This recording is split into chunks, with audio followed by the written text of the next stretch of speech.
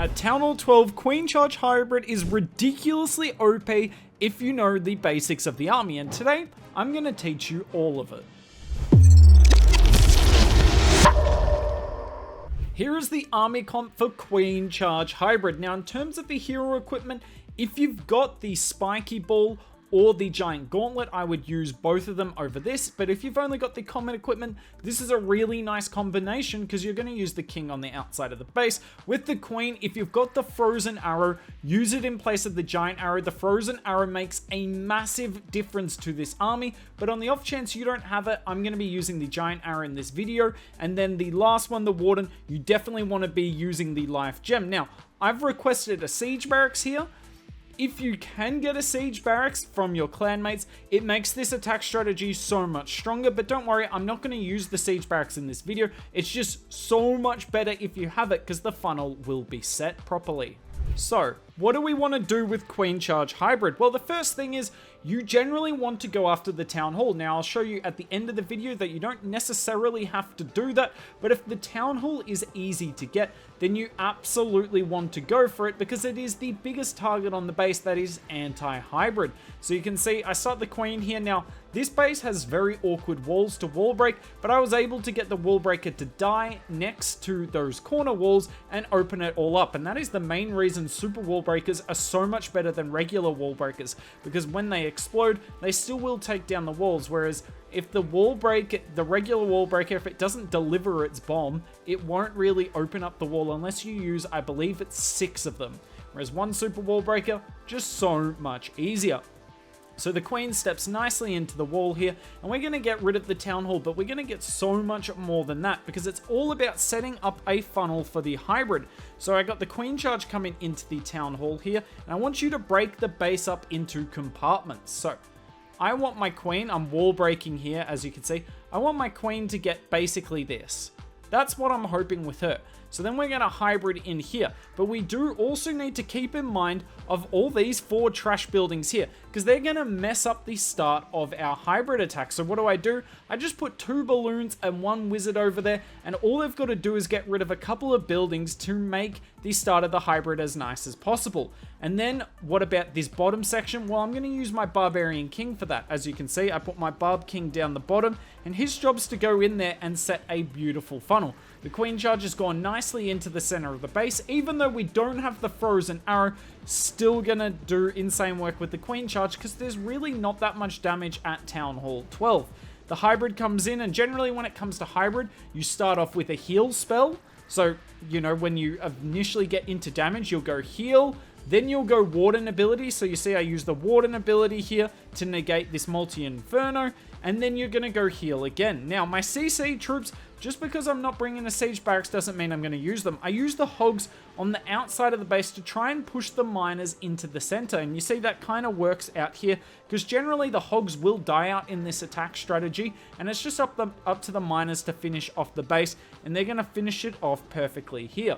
Now, one thing I haven't talked about that you do need to keep in mind for this attack strategy, if there's a defending minion prince, your headhunter has to take it down. So you see, I've got 2 headhunters in this army, and the main reason for that is the minion prince, because your hybrid troops are not going to deal with it at all because they are ground troops. So the minion prince is a hard counter. Thankfully, most of the low town hall bases, though, don't have the minion prince because they haven't switched it out on defense yet.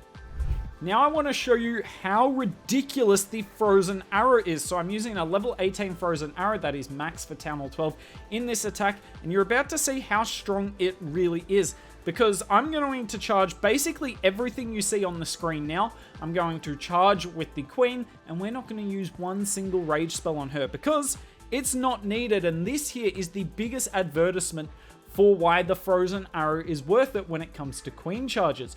I didn't use a spell or a headhunter to deal with that defensive king, and it just makes the rest of your attack so easy. Now, like the giant arrow, you don't get any health on recovery. Your regular queen will, but in terms of this hero equipment will not add any health on recovery, whereas the Archer Puppet does. So you do need to make sure if your Archer Queen is low on health, you just pop that ability. It is not worth the risk because your Queen can absolutely die through ability, particularly when dealing with major defenses like defensive heroes or the Eagle Artillery or a single Inferno.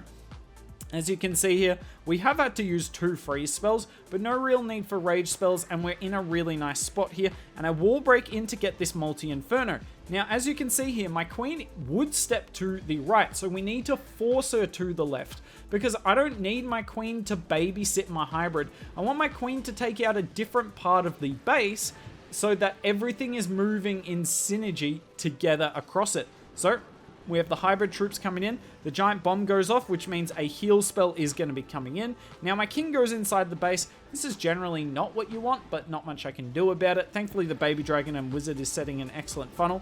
I decide to use my warden ability right now, and I'm even going to use a rage as well. My king's going to help take down the town hall. Not really what I was planning for, but I'm not going to complain about that. Pop the king ability here, but yeah, that king ability is not going to get much against a single Inferno. I use the freeze here just to make sure the miners deal with that Inferno, because it's going to be hard to come back to it. But as you can see, the Queen is chilling. Still no spells needed for her, because she slows down the damage on all the defenses. So we have the hybrid coming on the top side here, still moving around the edge of the base. Now, I would prefer the king or the siege barracks if you have one to deal with this, rather than the hybrid troops, but you know, you can't get everything that you want. And as you can see here, it's a pretty comfortable triple, and it looks ugly. And I don't mind that. When an attack strategy does well, even though the attack looks a little ugly, that's the sign of a strong attack strategy. And as you can see here, we have cleared this base. Queen ability, not needed at all. Still swagging 1 rage spell. Not a blatant overkill, but definitely a convincing 3-star. So I decided to try Queen Charge Hybrid on hard mode, but we are back to using the Giant Arrow because I'm aware some of you might not have even been playing Clash of Clans when the Frozen Arrow came out in February of 2024. So doing a Queen Charge here. Now, for those who don't know what hard mode is, you can see the writing for it right there. It's essentially a mode of the game where it is more difficult to get 3 stars. It's a modifier you can do in friendly challenges and friendly wars, and it makes defensive heroes stronger. It makes defenses much stronger. They're doing 20% extra damage, and it makes your heroes a little bit weaker. And you can see that right here. Now, if I had the Frozen Arrow, this would be so much easier, but you can see the defenses are doing so much damage, and this attack strategy, I'm going to kind of give it away here, doesn't really stack up in hard mode, but I still think it's the strongest at Town Hall 12. You just have to not be doing hard mode. But if you do play hard mode at Town Hall 12, I'd recommend probably Super Witch Fireball. That stands up really well. So we got the Queen Charge coming in here, still doing reasonably well, cleared out a nice portion of the base. But you're going to see not just the hard mode effect here, but the problem when you don't deal with the defensive CC with your Queen Charge. That is something we've done in both of the attacks so far, and it is critical. So we got the king on the outside of the base trying to set a funnel. Look at this, by the way. We also hybrid straight into a dead zone. What do I mean by that? The dead zone is like this here, and these are set up to mess up pathing. And look at how my hybrid paths at the moment. My warden is struggling to keep all the troops in his range. There's a few miners on the top side that have followed my king. There's a few miners in the center who are dealing with the defensive CC, and look at how much work these ice golems are putting in.